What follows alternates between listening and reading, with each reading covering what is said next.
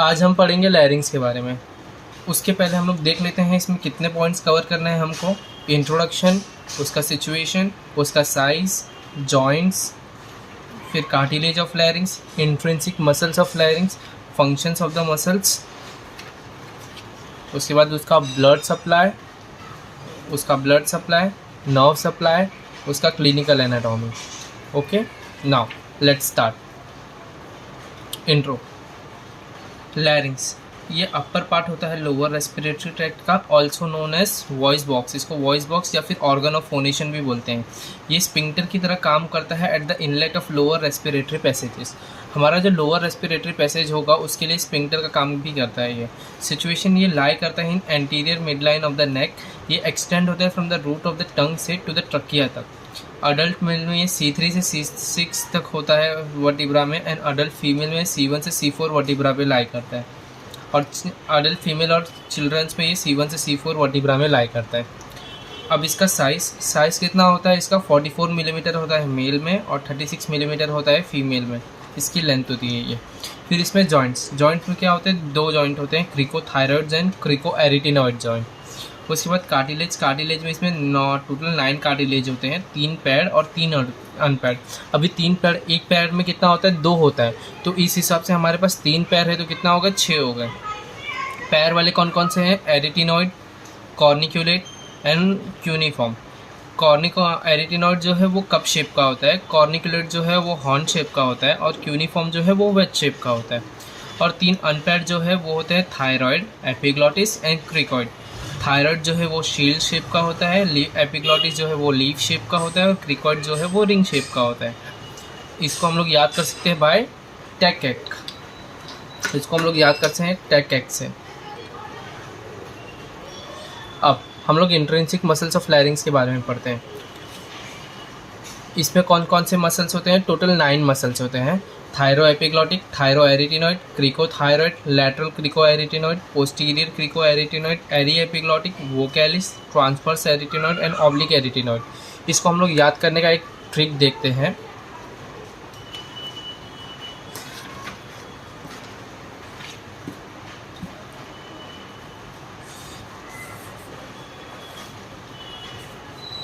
पहले यहाँ पर हमारा क्या आता है? हमारा एपिग्लॉटिस आता है, फिर थायरॉइड आता है,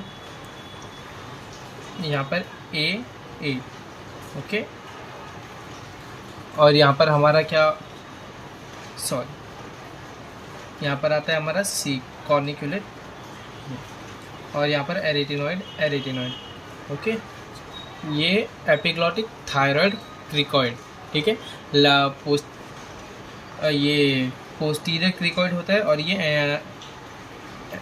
एंटीरियर होता है हमारा, ठीक है। उसके बाद होता है हमारा, यहाँ पर देखना, सबसे पहले क्या होगा?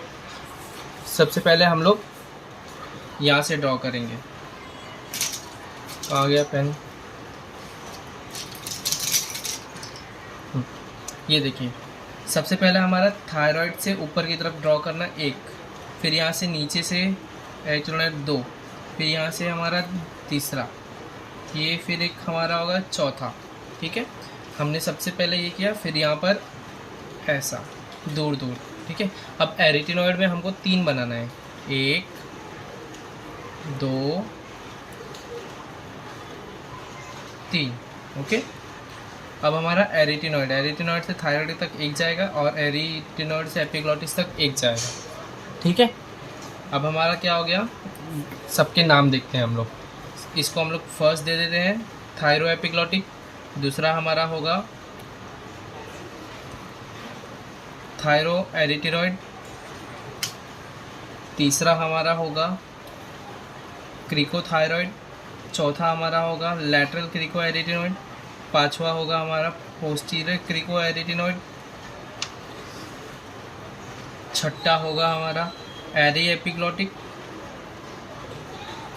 सातवां होगा हमारा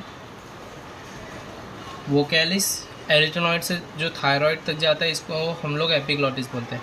फिर इसमें 2 होगा, 8वां हमारा ट्रांसवर्स होगा, ये दोनों, ये है हमारा 8वां होगा ट्रांसवर्स एरीएपिग्लॉटिक, और ये 9वां होगा हमारा 9th वाला ऑब्लिक एरिटिनॉइड, ओके। नाउ अब हम लोग सबके नाम नंबरिंग वाइज देख लेते हैं। फर्स्ट वाले को हम लोग क्या बोलेंगे, थायरो एपिग्लॉटिक, थायराइड से एपिग्लॉटिस तक जा रहा है इसलिए थायरो एपिग्लॉटिक।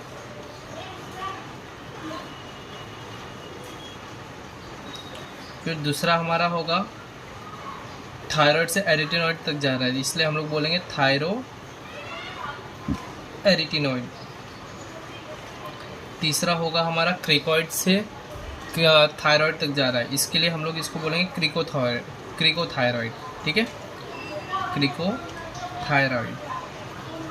चौथा होगा हमारा क्रिकोइड से एरिटिनॉइड तक जा रहा है, इसलिए हम लोग इसको, इसमें दो होगा, lateral crico arytenoid and posterior crico arytenoid. ये लैटरल साइड पे जा रहा है इसलिए लैटरल क्रिको एरिटिनॉइड। ये होगा हमारा पोस्टीरियर क्रिको एरिटिनॉइड।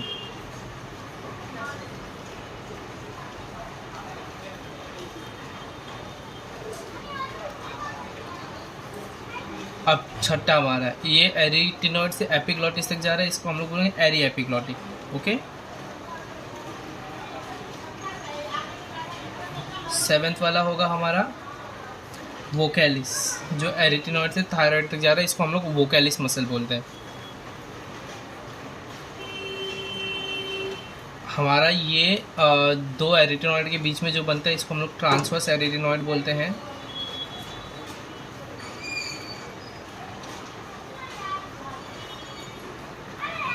और ये हमारा जो आपस में ये लोग क्रॉस करके बनते हैं इसको हम लोग ऑब्लिक एरिटिनॉइड बोलते हैं।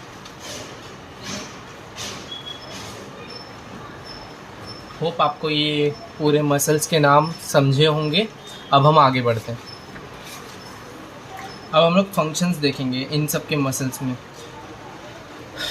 Opening of the inlet of larynx कौन करता है, thyro epiglottic muscle. Closing of inlet of larynx कौन करता है, एरी एपिग्लॉटिक और ऑब्लिक एरिटिनॉइड। दूसरा abductor of the vocal cord, vocal cord को अबडक्ट कौन करते हैं, पोस्टीरियर क्रिको एरिटिनॉइड, जिसको हम लोग सेफ्टी मसल ऑफ लैरिंग्स भी बोलते हैं। ये इंपॉर्टेंट है, ध्यान रखना।